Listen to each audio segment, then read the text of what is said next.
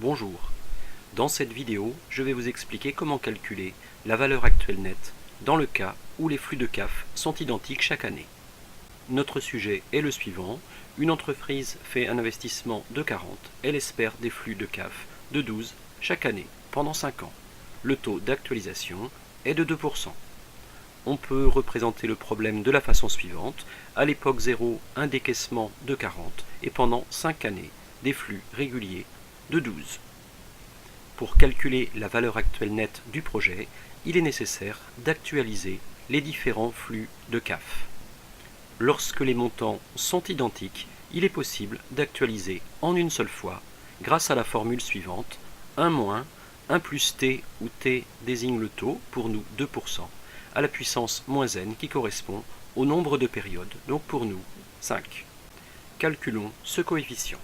Il est égal à 1 moins 1 plus t, soit pour nous 1 plus 0,02, à la puissance moins 5, puisqu'il y a 5 années, divisé par 0,02, soit 4,71.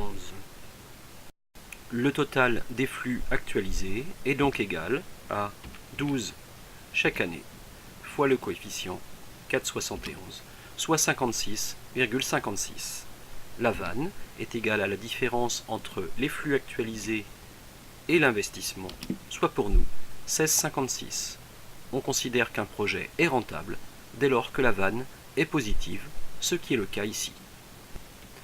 Pour ceux qui préfèrent les formules plus simples, il est possible d'actualiser chaque flux de trésorerie un par un, et donc 5 fois, en utilisant la formule suivante, 1 plus t à la puissance moins n. On obtient alors dans ce cas 11,76 pour la première année, puis 11,53, 11,31, 11,09 et 10,87, ce qui par somme fait bien évidemment 56,56. Vous devez donc retenir que vous avez le choix. Lorsque les flux de CAF sont identiques, vous pouvez soit actualiser tout en une seule fois par cette formule, soit préférer le faire autant de fois que le nombre d'années par cette formule. Le montant sera évidemment le même.